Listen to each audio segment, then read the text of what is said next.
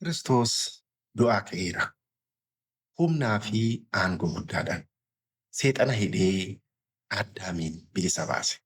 Har'arraa kaasee gammachuu fi nageenyi ta'ee jira.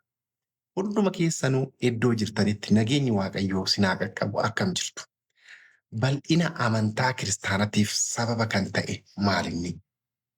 Babal'ina amantaa kiristaanatiif sababa ijoo kan ta'an keessaa qabxiiwwan muraasa mee haa ilaallu. Tokkoffaa irratti hiikaa kitaabaa fi afaanii.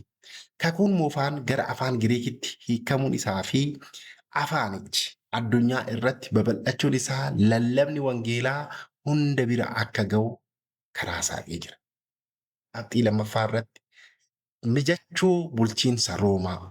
Mootummaan Roomaa nagaa uumuu isaa daandiiwwan bal'aa hojjechuu fi darbiinsa waraqaa malee socho'uu danda'amuun isaa tajaajiltoonni bakka hunda deemanii amanticha akka barsiisanii dabarsan gargaaree jira. Guyyaa ayyaana shantamaffaa.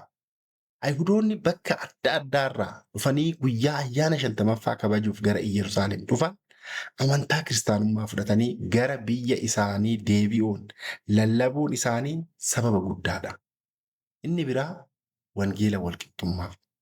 Barumsi kiristaanummaa jaalala walqixxummaa dubartootaa fi hiyyeessotaa akkasumas bilisummaa hordofaa ture.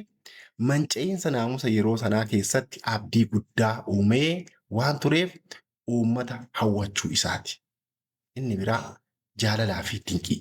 Yeroo sanatti wal jaalalli hordoftoota gidduu turee fi dinqiiwwan ergamtootaan hojjetaman sammuu uummataa keessatti amantichi akka cimu godhee jira.